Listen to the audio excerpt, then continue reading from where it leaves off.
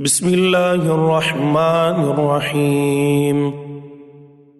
سورہ اخلاص، سورت نمبر 112۔ شروع کرتا ہوں اللہ تعالیٰ کے نام سے جو بڑا مہربان نہایت رحم والا ہے۔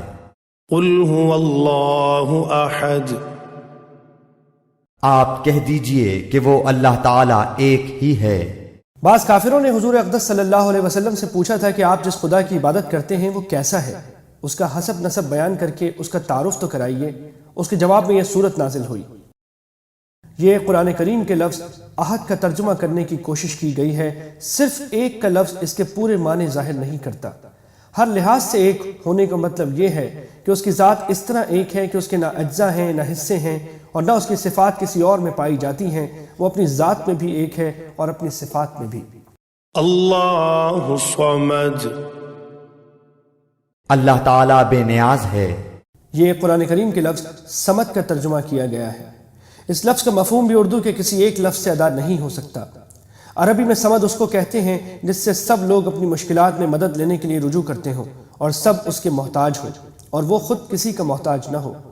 عام طور سے اختصار کے پیش نظر اس لفظ کا ترجمہ بے نیاز کیا جاتا ہے، لیکن وہ اس کے صرف ایک پہلو کو ظاہر کرتا ہے کہ وہ کسی کا محتاج نہیں ہے، لیکن یہ پہلو اس میں نہیں آتا کہ سب اس کے محتاج ہیں۔ لہٰذا یہاں ایک لفظ سے ترجمہ کرنے کے بجائے اس کا پورا مفہوم بیان کیا گیا ہے۔ لم یلد ولم یولد، نہ اس سے کوئی پیدا ہوا نہ وہ کسی سے پیدا ہوا۔ یہ ان لوگوں کی تردید ہے جو فرشتوں کو اللہ تعالیٰ کی بیٹیاں کہتے تھے، یا حضرت عیسیٰ یا حضرت عزیر علیہ السلام کو اللہ تعالیٰ کا بیٹا قرار دیتے تھے۔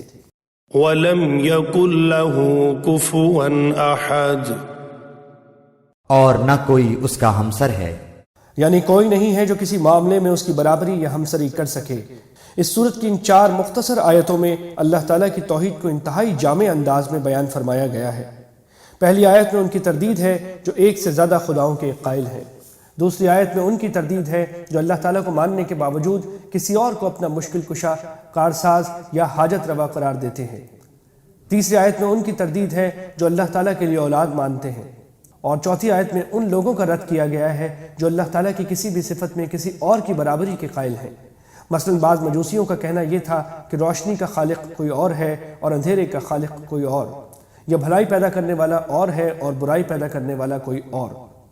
اس طرح اس مختصر صورت نے شرک کی تمام صورتوں کو باطل قرار دے کر خالص توحید ثابت کی ہے۔ اس لیے اس صورت کو سورہ اخلاص کہا جاتا ہے، اور ایک صحیح حدیث میں اس کو قرآن کریم کا 1/3 حصہ قرار دیا گیا ہے، جس کی وجہ بظاہر یہ ہے کہ قرآن کریم نے بنیادی طور پر 3 عقیدوں پر زور دیا ہے: توحید، رسالت اور آخرت، اور اس صورت نے ان میں سے توحید کے عقیدے کی پوری وضاحت فرمائی ہے۔ اس صورت کی تلاوت کے بھی احادیث میں بہت فضائل آتے ہیں۔